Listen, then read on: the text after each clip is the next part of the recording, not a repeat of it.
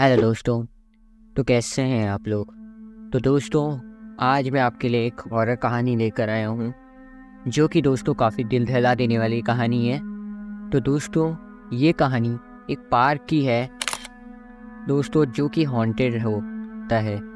तो दोस्तों, अगर आपको हमारी कहानी पसंद आए तो वीडियो को लाइक और चैनल को प्लीज़ सब्सक्राइब जरूर कर देना। तो फिर दोस्तों अपनी कहानी की शुरुआत करते हैं। दोस्तों, ये कहानी हमें एक सब्सक्राइबर ने ही भेजी है, जिनका नाम अंकिता शर्मा है और वो दिल्ली में रहती हैं। तो मैं उनके ही पॉइंट ऑफ व्यू से आपको ये कहानी सुनाऊंगा। मैं अंकिता शर्मा, मैं दिल्ली के आनंद विहार की रहने वाली हूँ। मैं पेशे से वकील हूँ। मेरे पति एक आईटी कंपनी में मैनेजर हैं। मेरे साथ जो घटना हुई है वो मैं आपको इस ब्लॉग के माध्यम से बताना चाहती हूँ। ये घटना तब की है जब मैं 26 साल की थी और 7 महीने से प्रेग्नेंट थी और अपने बेबी का ख्याल रखने के लिए छुट्टियों पर थी। उस रात मेरे पति जब शाम को ऑफिस से लौटे तो हमने पास ही एक पार्क में टहलने का प्रोग्राम बनाया।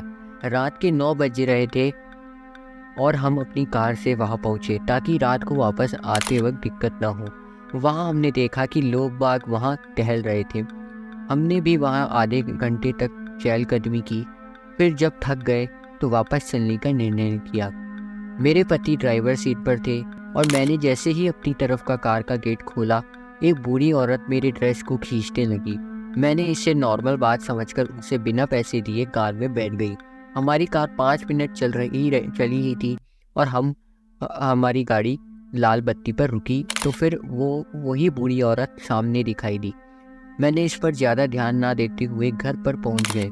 अगली रात जब मेरे पति किसी बिजनेस वर्क के लिए शहर से बाहर गए हुए थे और मैं घर में अकेली थी, रात को 2 बजकर के करीब जब मेरी नींद खुली तो जिसे मैंने देखा वो देखकर मैं बुरी तरह कांप उठी और आंखों पर विश्वास भी नहीं हो रहा था। मैंने देखा कि वही बूढ़ी औरत मेरे पलंग के बगल में बैठी हुई थी और कह रही थी, मेरे करीब आओ। एक बार तो मैंने सोचा कि शायद मैं सपना देख रही हूँ, लेकिन जब मैंने अपनी आंखें बंद कर वापस खोली तब भी वो वहीं खड़ी थी। मेरी दिल की धड़कनें बढ़ गईं और यह सोचकर कि वो बच्चे को नुकसान ना पहुंचाए, घर के दरवाजे की तरफ बढ़ गई और बाहर निकलकर पड़ोसियों का दरवाज़ा खटखटाया। मैं पूरी तरह से डरी हुई थी, लेकिन मैंने पड़ोसियों को कुछ नहीं बताया ताकि वो कुछ कहीं मुझे पागल ना समझ बैठे।